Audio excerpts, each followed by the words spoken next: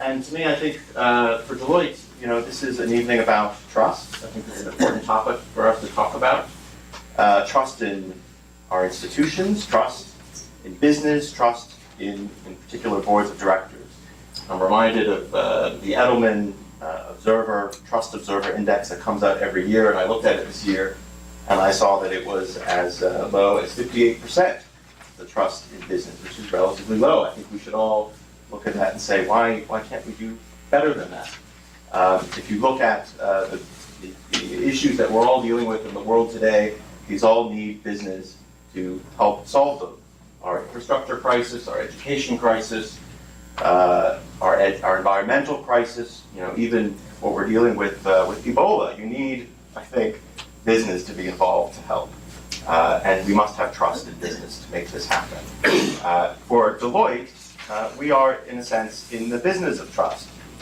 Among other things, we provide opinions, we provide an audit of financial statements in this country that we think goes a long way to providing and underpinning trust in our markets. At the end of the day, we need to have trust to be and remain the most liquid capital markets, and the capital markets that the world puts its trust in.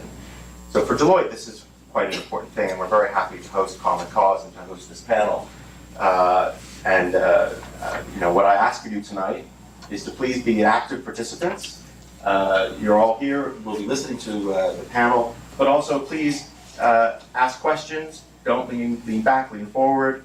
Also lean to your left and your right, meet the people around you. All of you have been selected, really, because you're influential people in your own right.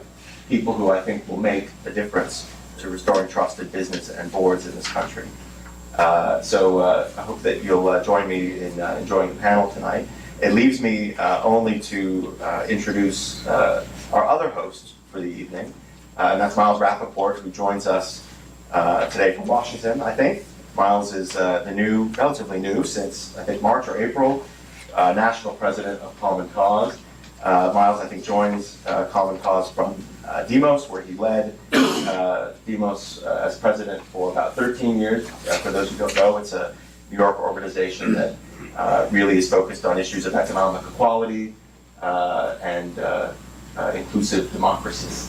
I'll tell you that Miles is someone who has been a tireless campaigner over the years for issues really as diverse as political reform, consumer protection, economic justice, and racial equality.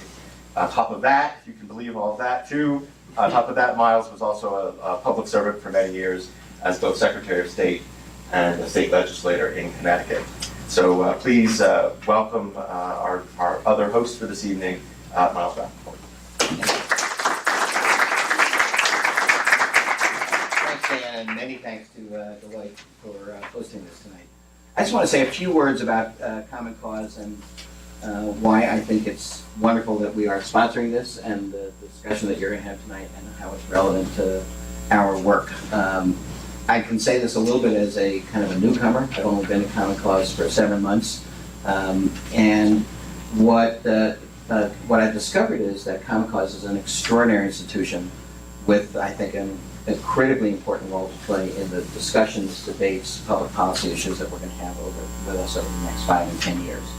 A little bit of history. Common Cause was founded in 1970, so it's 44 years old. It was founded by John Gardner, who was a Republican and also a member of Lyndon Johnson's cabinet. He was the Secretary of HEW. He has written numerous books, so quotes from John Gardner are part of the extremely important part of the culture at Common Cause. And his first quote was, the reason for founding Common Cause is that everyone is organized except the people. And he wanted Common Cause to be a citizens' lobby for the public interest, taking on the most difficult and most important issues of the time. That time in 1970, it was the Vietnam War, it was poverty, it was urban decay, it was and the beginning of the question of trust in our institutions. Anyway, 44 years later, what I discovered in thinking about coming to Common Cause is that it is, has the same kind of critical values sync, working to have a democracy that really works for everyone. And we have done that by working on campaign finance reform, trying to make sure that money doesn't completely dominate the political arena as it is as it is endangering us to do. We've worked on voting rights issues to expand and encourage people to get into the process. But we also are interested in the issue of having an economy that works for everybody. And the key question is, how do we get there? Is it through government policy? Is it through government regulation? And is it also in part with business leaders who take the issue of public trust seriously and want to really talk about it? So what I have found in Common Cause is an organization interested in taking on these issues with a 44-year history, a tremendous list of accomplishments to its credit, 400,000 members all across the country, 35 local chapters, and the ability to take on these issues. So I have committed myself to really trying to do as much work as I can in Common Cause on these issues. And one of the extraordinary things that I found is that there are terrific chapters of Common Cause all around the country, 35 as I mentioned, but one of them is here in New York. Our executive director, Susan Lerner, is in the back, who has led countless fights in New York City for a democracy that works for everybody. And the board chair of Common Cause New York, Susan Rubenstein, who I have had the pleasure of getting to know over the last year or two and has just been elected to the National Governing Board of Common Cause. We're delighted to have her. She's been a successful businesswoman in her own communications firm, has done incredible amounts of work on these issues, and has been a tireless advocate for Common Cause. It gives me great pleasure to introduce Susan Rubenstein. Let me do one other quick thing. There are several other National Governing Board members of Common Cause who are here. Chang Park, could you stand and say hello? And Bill Hubbard. Thank you for being here. We are blessed at Common Cause to have people in the New York area who are really active on our behalf. So let me introduce Susan, who will in turn introduce the panel. As Dan said, and thank you very much. Lean in, lean forward, be engaged. This should be a great meeting. Susan.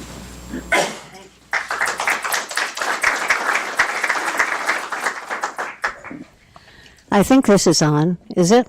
Okay. Well, as Miles just told you, Common Cause was started by John Gardner, who was a Republican, serving in the administration of Lyndon Johnson, a time when both parties managed to compromise and find equitable solutions to our problems. We are in a very different time today, as most of us know. When he launched Common Cause, he believed that people had to take an active role in government in order for to hold political power accountable to the public interest, and for democracy to be able to work the way it was intended to work. Given today's political environment, citizens not only have to take an active role, in many ways they're going to have to lead the way. And those citizens in the business community will play a vital part of this drive. Business has always been and continues to be significant in fulfilling America's promise of economic opportunity, social mobility, the general well-being of our citizenry, and the strength of our nation as a whole. Henry Ford, who was no great altruist in his time, understood the interdependence of the average person's, the public standard of living, and the success of business, when he proudly said he paid his workers well so they could buy his cars, and he treated them well so they wouldn't join a union. The situation today is obviously more complicated. Consumer and labor markets are global. The environmental issues have multiplied. Technology has dramatically changed the way businesses operate. And for many companies, this has meant that interdependence and thoughts of the relationship have taken a back seat to the focus on quarterly profits. Luckily, there are still business leaders who, through all the complexities, understand the importance of the relationships and run their companies accordingly. And their businesses are thriving actually because they do, not in spite of the fact that they do. We wanted to highlight this approach in the hope of starting a conversation and convincing others to begin to follow suit. I want to thank you all for coming this evening. I urge you, along with everyone else, to comment, question, and express your feelings. They're essential to the success of this project. Last but most important, I want to thank our illustrious panelists for the time and effort they have put into this, which has been great, and also to our gracious hosts at Deloitte. We couldn't have done it without you. It's my pleasure now to turn this over to John Wilcox and our panelists.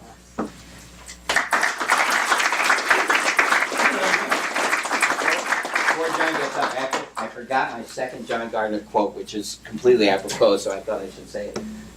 He said, one of the things that he said was that we are continuously confronted with extraordinary opportunities brilliantly disguised as insoluble problems. So I think that's a good fitting as well. Thank you. Well, the reason I'm here is because I have worked for one of our largest institutional investors, TIAA-CREF, and I've also worked for corporations. I am a centrist. The company of which I am chairman, Sodali, works outside the U.S. We do not have U.S. clients. We work for corporations outside the U.S. We help them on their governance issues, help them deal with their shareholders. And one of the things that I am most aware of, being an American and actually having my office here in New York, even though my clients are all outside the U.S., is that things are very different here. We have institutionalized an adversarial relationship between companies and their shareholders. Here, the rule is fight first, ask questions later. We'll talk about that. It's a very inefficient system. And in other parts of the world where you don't have companies that are structured as ours are with widely dispersed ownership, you have companies with control groups, with residual family ownership, with state ownership, all kinds of different hybrid arrangements that tends, ironically, to make them more receptive to trying to bring shareholders into the family and to co-opt the issues. Whereas here, there are very strict lines drawn between shareholders and companies. And so today we're going to try, our panelists have been chosen because they represent companies, and as individuals, they have all tried to take a constructive approach towards the issues of trust in business, antagonism between shareholders and corporations. And we don't want to repeat the arguments that keep endlessly going on in this country about who's to blame. Who is responsible for short-termism? Are activists creating value or are they destroying value? Are shareholders good or bad? Do we want director-centric governance or shareholder-centric governance? These are all endlessly interesting to academics, but they don't help us solve the problems that our companies are facing and that our economy is facing. So we've got these great panelists. This is going to be an evening about what can be done, a positive evening, not another round of recrimination and blame. Logistics. There are index cards here. So if you have an urgent question that you would like to have answered, write the question down, raise your hand, and there's somebody here, I think, who will, Susan Lerner, will come around, pick up the question, deliver it to me, and then I will make a judgment as to whether your question deserves to be introduced at that instant, or if we'll talk about it at the end. We will have a Q&A at the end of the formal comments by our panelists, but we're going to start with an opening. Each one is going to talk for about 5 minutes or so, maybe longer. Then I will introduce some questions and we'll start a dialogue. And this is going to be very interactive amongst them. Send your questions in, and it will become interactive with you as well. I'm going to just introduce the panelists very quickly because I went online to find out about them. I mean, I know all about them. They're all famous, and we all know who they are. But I went online just to see what was on there, and there's some nice quotes that I found. I'll start. I don't have a quote about Leo Hendry, but he's the first one alphabetically. He's very famous because he's an example of a guy who has accomplished a tremendous amount and has great business success, but at the same time has never sort of towed the line of a standard conservative businessman's view of things. He questions, and you will hear that tonight. Now BlackRock is here, Lee Kempler, because there was a great letter written by BlackRock's CEO, Larry Fink, on March 21st of this year.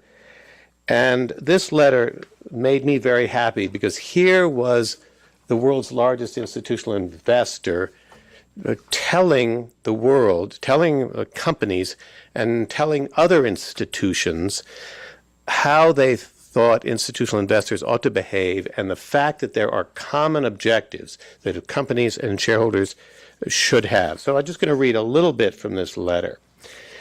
Many commentators lament the short-term demands of the capital markets. We share those concerns and believe it is part of our collective role as actors in the global capital markets to challenge that trend. Corporate leaders can play their part by persuasively communicating their company's long-term strategy for growth. They must set the stage to attract the patient capital they seek, explaining to investors what drives real value, how and when far-sighted investments will deliver returns, and perhaps most importantly, what metrics shareholders should use to assess their management team's success over time. Those are great thoughts for corporations. And he says BlackRock's mission is to earn the trust of our clients by helping them meet their long-term investment goals. So here we have an example of the kind of patient capital that we all want to see. So Lee is not going to be able to talk about specific companies because somebody here might go out and buy or sell stock as a result of his comments. But I think he'll be able to say some very constructive things for us. Shelley Lazarus is also very famous as a leader. And I have a quote from her. She's the chairman emeritus of Ogilvy and Mather and was their CEO as well. And there's a very nice quote here. It's actually not hers. It's from David Ogilvy. And she said, he said to me, "You can never spend too much time thinking about, worrying about, caring about your people, because at the end of the day, it's only the people who matter, nothing else." And that's a great lead into Jim Sinegal, because that's what he's done, and he's put that into corporate form. And so I've got this Wikipedia about Jim, and there's a couple of very nice quotes in here. In an interview published in the Houston Chronicle on July 17, 2005, Jim told Stephen Greenhouse, I guess it was the reporter, that he did not care about Wall Street analysts who had criticized him for putting good treatment of employees and customers ahead of pleasing shareholders. God bless. And then a favorite quote attributed to Sinegal in part about his philosophy on dealing with success is, "You have to take the shit with the sugar."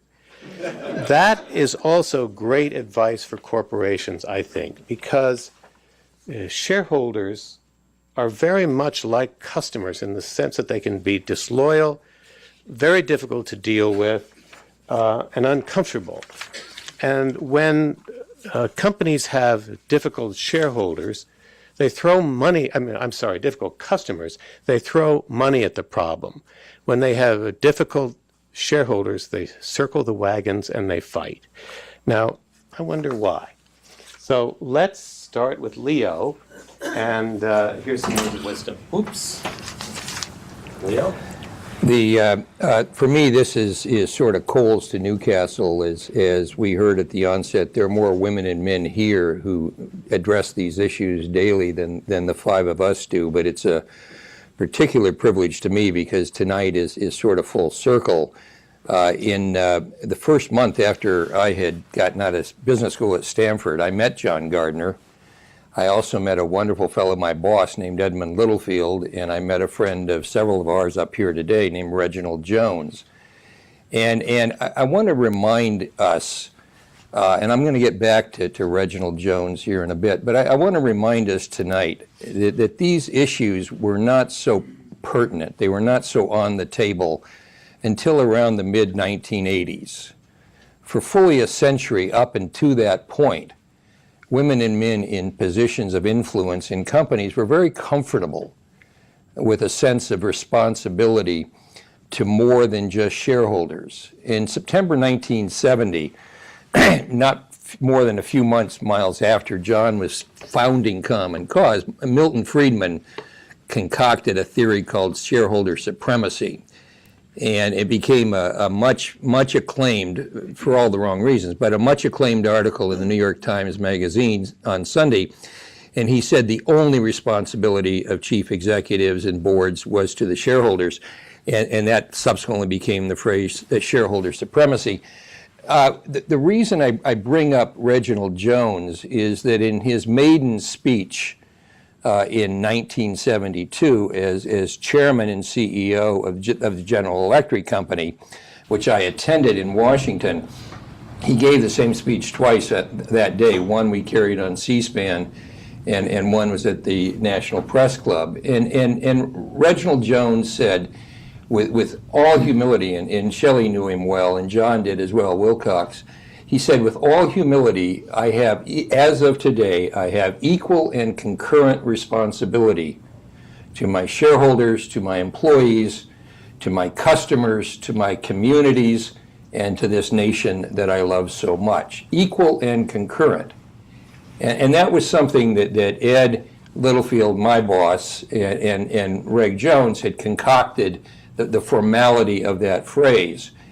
And it was such an abrupt counter view to Milton Friedman's shareholder supremacy that it rose to the top. And Jones and Littlefield had such influence that by 1981, one had been the earlier chairman of the Business Roundtable. Jones succeeded Ed, my boss. And in 1981, Reginald Jones convinced the Business Roundtable to formally acknowledge, to formally adopt a policy of concurrent, multiple, equal responsibility. And it was such a phenomenal period. And then about 48 months later, it came crashing down, and we began to talk about concepts of trickle down and things that belie Jim Sinegal's view of his employees.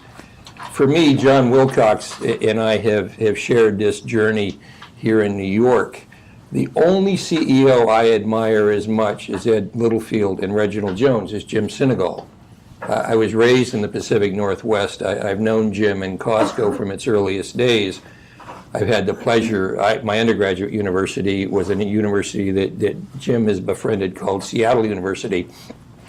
And I watched there in every fiber a CEO who Reginald Jones and Ed Littlefield would have been enormously proud of.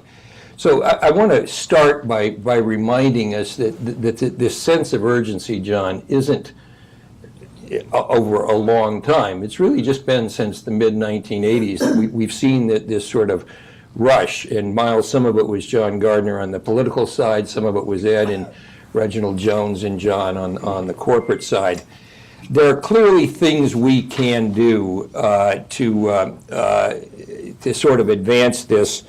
And I'm not sure that there are enough sort of better angels among the corporate community to sort of get to the place that I would like. And so in the few minutes I have left, there are three things that I would like to see among the CEO director core. One relates only to directors, of which Shelley Lazarus still today sits on the GE board, and like Costco, embodies what I'm talking about, but few do. And that is to have the directors get to know the women and men who actually run these companies, to stop meeting only in the corporate headquarters, to make it a visible public responsibility of directors to spend as much time in the field as they spend in the executive offices of the company. Something else that has really grown to trouble me, and it was born out of great intent, the committee structure, I think, has actually led to poorer governance than better governance. And we put these committees together so that a director could be fully informed about this area of specialty. But take, for example, the audit and compensation committees, which are so nuanced that the women and men, Shelley, who sit on those committees are perfectly informed, but the directors who are not on those committees will be a fraction as well informed. And I don't know the answer to that, except maybe everybody has to sit on every committee.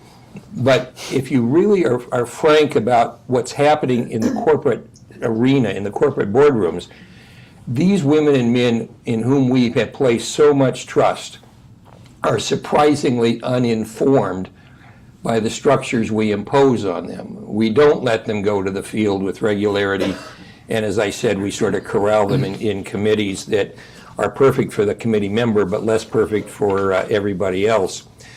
The other thing that I want to talk about is something that John Wilcox speaks to better than I. But right now, we either get overweighted towards business acumen. We invite women and men on our boards because they're brilliant business people. Or often we overweight that by inviting them on the boards because they represent the rich diversity of this country. And there has to be, with great sensitivity, some way to do both. The women and men who represent the diversity of the land must have the business acumen to represent the interests of the 5 constituencies that Reg Jones spoke about.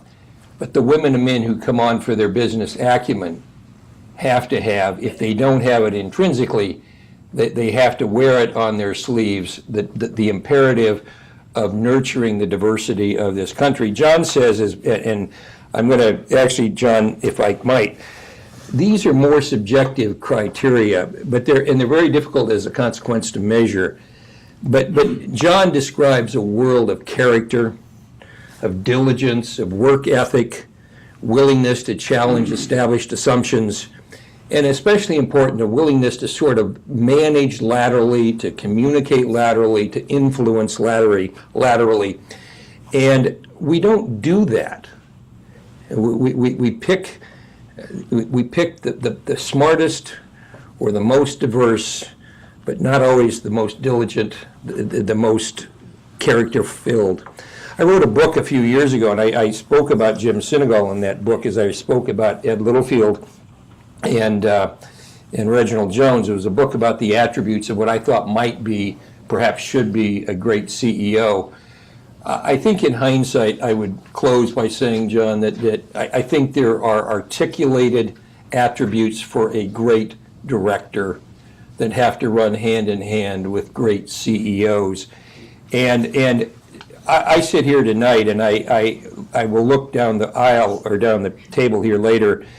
Nobody understands today the distinction between a poor board in Enron and a great board in Costco better than Jim Sinegal. And I hope he'll paint for us the contrast. The Enron board were some of the most talented, intellectually talented women and men in this country, and they were among the most corrupt, or the most inattentive, or the most sort of obsequious. So on the outside, I do think that we have to be also careful, as a final comment, about compensation, which should have been a privilege. Those of us who were older on this panel, excluding Lee, when you got invited to a board, I would have paid to be invited to a board. I mean, early in my career, the thought of being invited to a board such as Shelley sits on at GE or J.P. Morgan would have been a pinnacle of your career. And now the pinnacles seem to overpay, I think, for the privilege. And I think it colors decision-making, it colors objectivity, and I think that's dangerous. Just as dangerous is CEOs who, on average, make hundreds of times what their average employee made. Reginald Jones, I got out of Stanford and made $15,600. My boss, Ed Littlefield, chairman of the Business Roundtable, made $150,000. Reginald Jones, the chairman and CEO of GE, made $200,000. That was it. Jack Welch retired a billionaire as the CEO, chairman of GE. That's not a criticism, it's a comment. But there's something embedded in that. It's a criticism. And on that I leave to, firstly, this alphabetical thing, having the name Hindry, I have never gone first alphabetically. Just look down this table. I mean, my heroes are to my right. It's just like amazing. So thanks, John, very much. Thank you.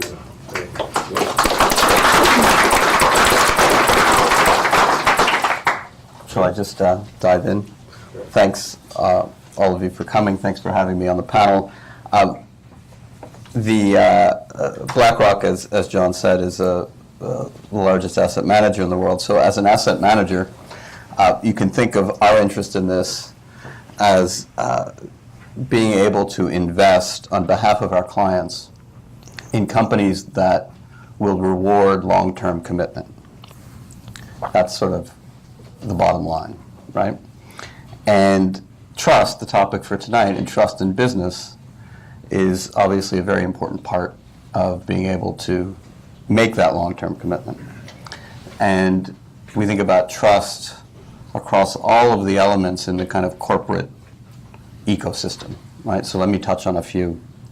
First, for corporate leaders, and here John sort of said it all, right? This idea that corporate leaders need to persuasively communicate the long-term strategy for growth, right? That's, if you think about what's the best way to build trust, persuasive communication is a really important part of that. What metrics do they want to be judged by? And then the rest of the players in the ecosystem know right what to do. They've articulated what metrics they want to be judged by, and how can you fault anyone for judging you by the metrics you yourself say you want to be judged by. So that's, I think, the sort of most important thing for a point of view of corporate leaders. But let's talk about boards, right? Boards should ensure that management teams remain focused on and accountable for value creation over the long term. And they should be, in turn, be held accountable by shareholders for doing that. Boards can foster accountability through incentive plans, understanding the value drivers that demonstrate a risk-reward profile appropriate to whatever industry the company's in. What about individual directors?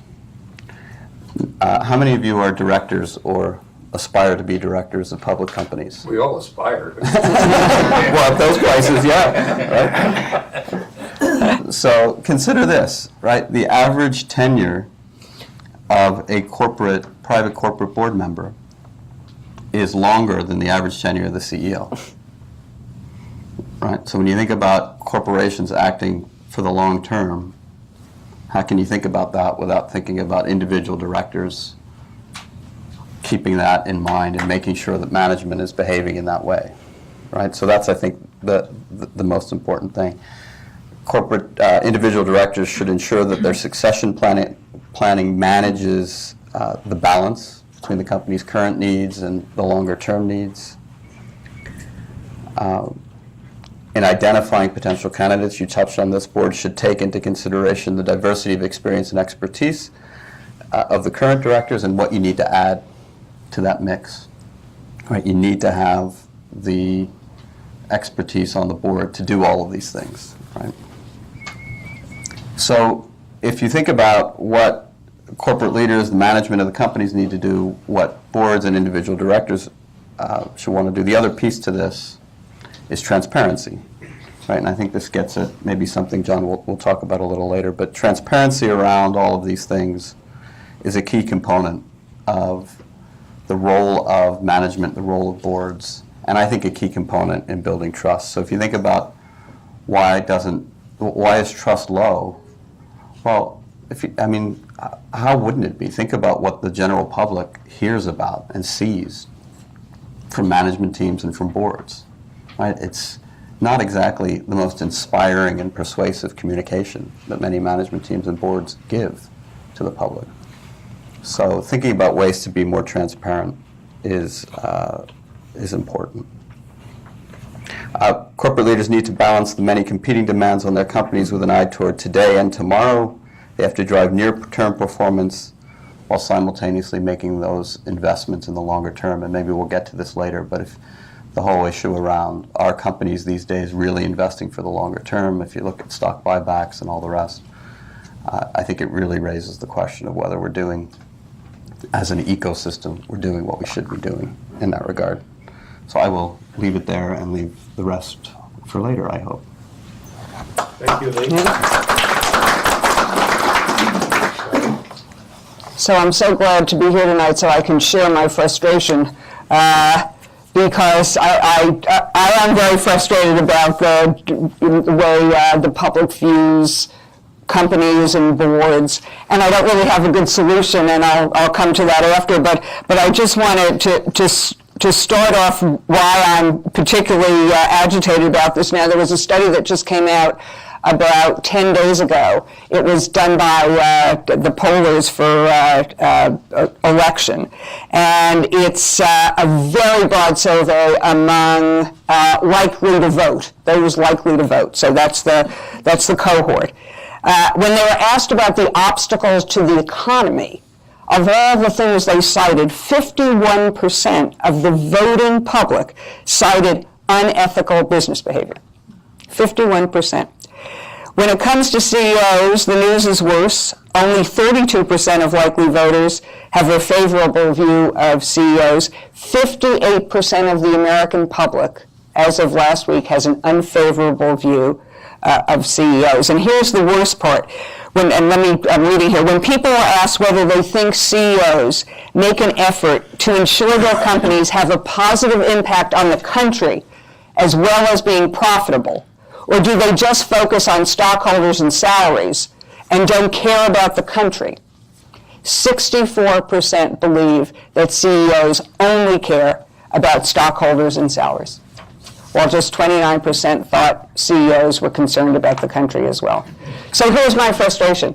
I sit in boardrooms where that's not true, where the fact of the matter is that the companies fully recognize the social contract, that they're constantly thinking about the ethics of their decisions, where I didn't know it came from Reg, but actually they are always considering all the constituencies, and they don't make every decision based on, can I squeeze the last dollar of profit out from the quarter. So the question, and I'm a communicator, is how do you take a public that is so cynical about business, that has such negative views of the motives and actions of business, and against that backdrop, tell them specific things to make them think better, to make them see the truth, I think, about what's going on in most boardrooms. Now, not all boardrooms, and of course the bad actors will always make the news and make people think the worst of business. I actually think, though, so the question is, how do you break through that communication? I think where we are, though, that even if you want to be cynical, in today's world, I don't think businesses could do what the public thinks. I don't think in today's world that businesses can operate without a sense of the community and what the public thinks. In the world today, everybody knows everything immediately. There's total transparency. It might not be our transparency. It might not be what we're telling people. But everybody thinks they know everything, and they care. That's the other thing. And the younger the audience, the younger people are, the more they care about the corporate citizenship of companies. And it's been proven over and over again. I mean, everyone who tries it, you think about something like Walmart, which got into all the trouble with the way they were treating their employees. It wasn't so much, back to you've got to take care of your employees because if you don't have great employees, everything else is going to fall apart, which I do fully believe. But they couldn't get away with it, kind of, because the world knew and the world cared. And it affected Walmart. So I think I will share this with you because I think financial services always these days is even worse than business at large. But we were doing tracking when the BP Gulf spill happened. We were, like in the 3 months following, we tracked how the public felt about 30 different companies. And on the worst day for BP, the day when they were actually holding the turtles up and the oil was slipping off, the public still hated Goldman Sachs the most. And that tells you, to me, that's all you need to know. It's so financial services is just, I don't know how, they ever gain traction again. But I think what I've come to know also is that good acts are also good business. So when GE does Eco-Imagination, it's not because they're tree huggers, sort of. It's just good business, because if you believe that your company should be market-driven, the market says we care about being kind to the environment. And so it's green is green, kind of in that sense. So I think the good news is that we have a confluence of doing the right thing and driving sales, because I think the market is increasingly insisting on it. I cite two examples of and then I'll finish, that struck me when I was thinking about this, of moments where, whether or not the public knows, companies did things that were actually counter to their own profits for the quarter or for the year. And one is when GE started to manufacture water heaters back in Louisville. And Jeff Immelt felt strongly that he needed to do something to show that their manufacturing jobs could still be created in the country. And at a 20% price premium, they could have made them for 20% cheaper in Asia. They took the 20% price premium, opened a new factory, and started manufacturing water heaters in Louisville. That was the opposite of what we worry about, every dollar of profit every quarter. And then just look at Merck these days. I also sit on the board of Merck. Merck is riding a cure for cancer now. There's a whole new modality of unleashing your own immune system. And at a moment in time when what is achievable is so critical to the health of the world, it's sort of, the R&D budget is what the R&D budget needs to be. And forget about the quarter. It's just, and the board is fully behind the management in this, is just keep going. When we're sitting on a cure for cancer, that's got to come first. And so these are the behaviors that I live with, every month. And I look forward to a conversation about how we can make the public feel, understand, see what I'm seeing every month. Now I'll stop there, Jim.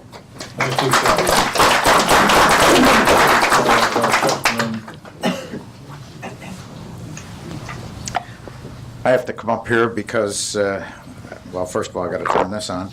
I have to come up here because I have to be able to see what I said here. What's up until tonight, I assume most of you have shopped at a Costco, or at least been driven past a Costco at some point. One of the things that I get a lot of credit for is that we've maintained the price of the hot dog and the Pepsi for $1.50, a quarter-pound dog and a Pepsi with a free refill for $1.50. And tonight I see there's a second thing, that I also said you got to take the shit with the sugar. So it's a little humbling from that standpoint. I thought I would tell a story about how we got our company started that maybe will illustrate why we stand for some of the things that we did. In 1983, when we were getting ready to open our first Costco in Seattle, we applied for a license to sell beer and wine. At that point in time, you could not sell spirits. You had to sell only beer and wine, and the state controlled all of the pricing. And so we applied for the license. The people from the liquor board called us, and our name at that time was Costco Wholesale Club. And so they said, well, you can't be a club and sell alcoholic beverages. So we said, okay, we were amenable. We dropped the word club, so it's going to be Costco Wholesale. Then they came out, and we were constantly getting delays in getting our license. And then they sent an auditor out who went through our building and started checking what we were buying milk for and Michelin tires for and what kind of pricing we were putting on our mayonnaise, things that had absolutely nothing to do with beer and wine. Then they came out and they told us we had to post for our intent to engage in a sale, which is common practice in just about every state. So we posted for the 30 days that was required. Anybody has an opportunity to appeal. They came back at the end of 30 days and they said, no, we didn't mean here. And they went over about 4 feet from that place and said, you got to post over here for another 30 days. So it was pretty clear that we were getting delayed and getting the runaround. Then they came in and ran an additional audit on us. And then just about the time, and by this time we're already open, but we have no beer and wine license. And about that time they called us and said, we also don't like the word wholesale in your name, so we want you to drop that. Well, I was seething. And I had a 2-word response, which I will tell you was not happy birthday. And finally, eventually, we got our license. This was a major wake-up call for us. Our business model was one that was inherently challenging. We were doing a lot of things that would raise questions and cause skepticism, and we recognized that and said, people were going to always say, what's the deal with these guys?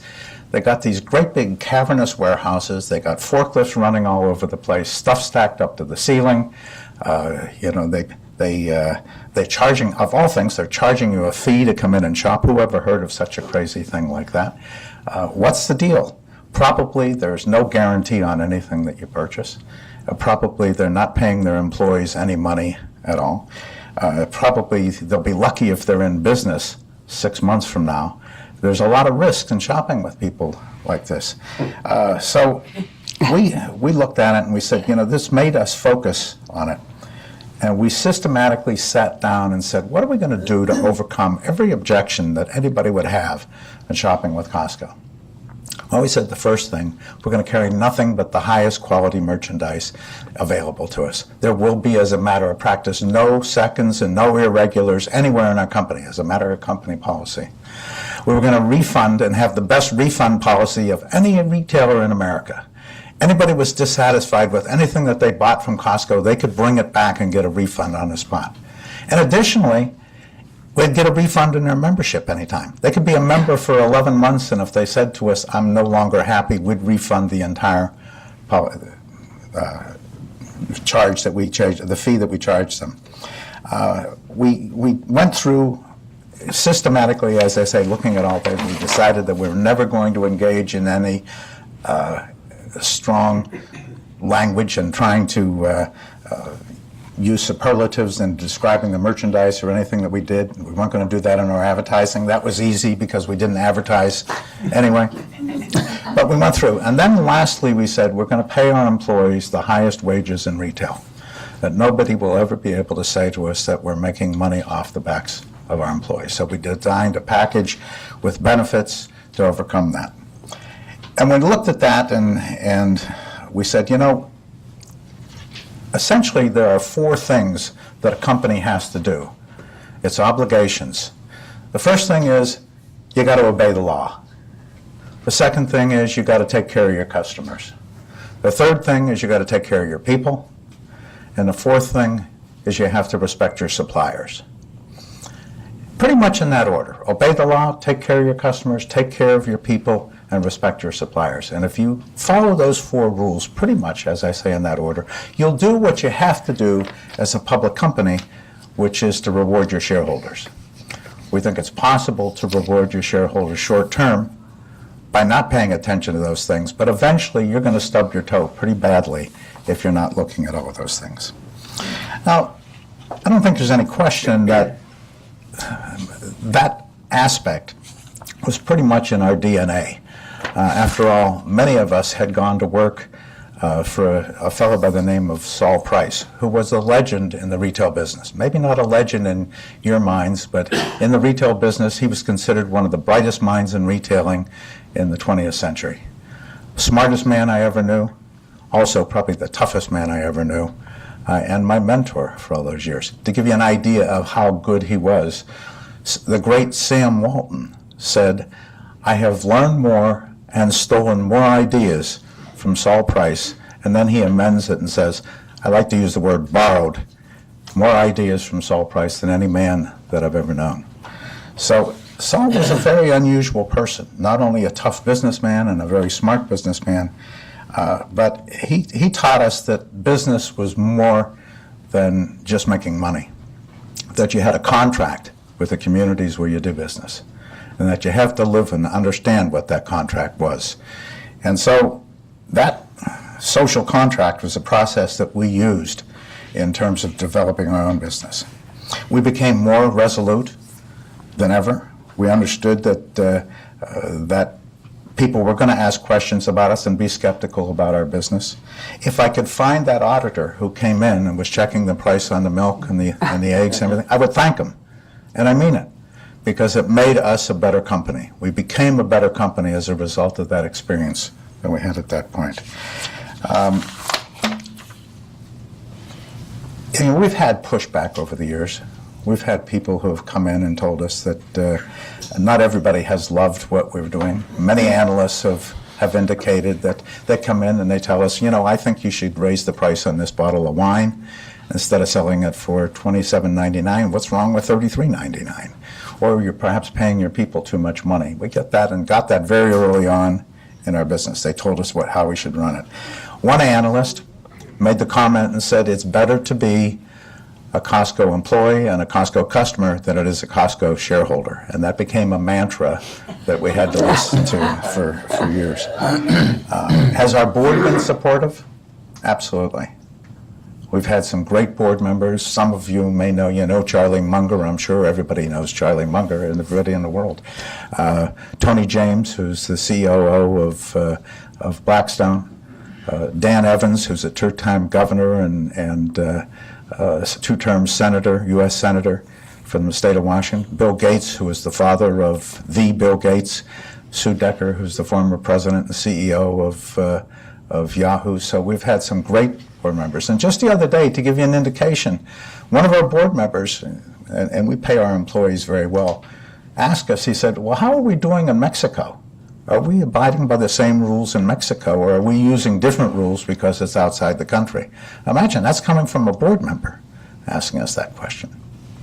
And we are, by the way. We're paying about 35 to 40% more than the traditional retailers in that country. So they have been supportive. But obviously, you can have the loftiest goals in the world, but none of it means a damn thing if you're not successful and if you can't turn a profit. Since we went public in 1985, our revenues have increased at a 13.3% compounded rate, our profitability at a 13.3% compounded rate, and our stock value at a 16.5% compounded rate over that time. So I think that we've taken pretty good care of our shareholders during that time. A final word about our people. We have about 200,000 employees on a worldwide basis. It's all about people. I think someone else said that earlier, perhaps it was Leo, but it is all about people. 70 cents of every dollar that we spend in running our business, 70 cents is spent on people. That's how significant it is. I mean, you talk about ratios in terms of expense. If you were going to look to cut someplace, that would be the most obvious place that you would go. But you get what you hire for, what you pay for. We've always had the attitude that if you go out and you hire good people, and you provide good jobs and good pay and benefits and good career opportunities, that good things are going to happen in your business.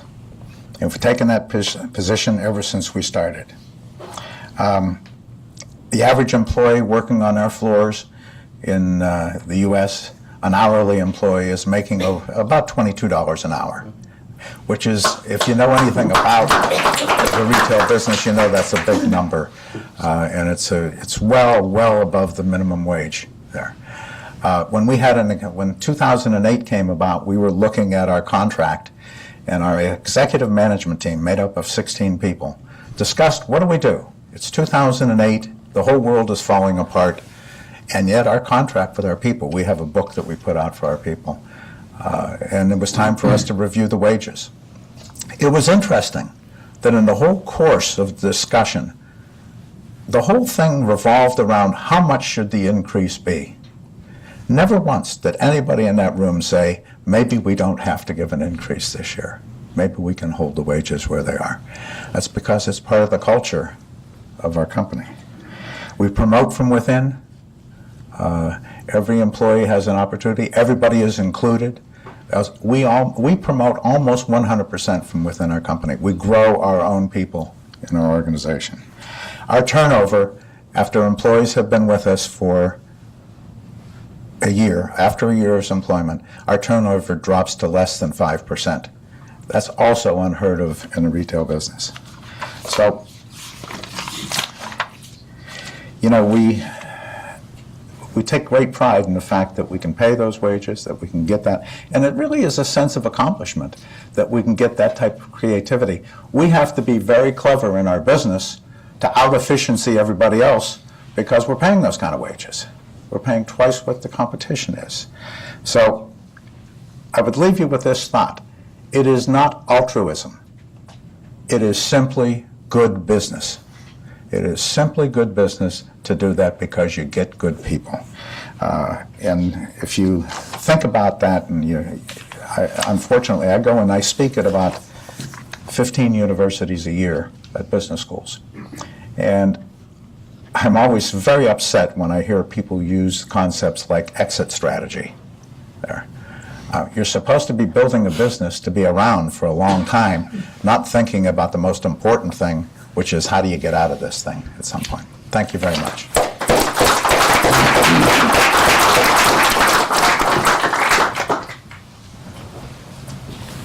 Well, I would like to start with a question that I think is the one that Shelley raised, which is why are the perceptions of the directors and the executives inside the boardroom so different from the external perspectives and views of companies? If these directors and executives feel, and in fact are, doing all these great things and are looking out for the long term and are making sacrifices in building great businesses along the lines of a Costco, why is that not appreciated publicly? Is it because businesses are not explaining themselves correctly? Is it because the public cynicism is such that they filter out the good news and listen only to the bad news? Is it because the environment is so charged with discussions of income inequality, the GM recalls, business collaboration with the government, the NSA, all this kind of stuff that we hear about, the macro issues and the stalemates in our political system also, which spill over into the business? Is it because we have lived through, in the governance area where I work, we have had 30 years of a pattern in which suggestions to improve governance and to improve shareholder rights have been, in every case, suggested by outsiders, either by shareholders or by regulators or by governments in the wake of scandal, legislators. And in every case, the companies have dug in their heels and said, no,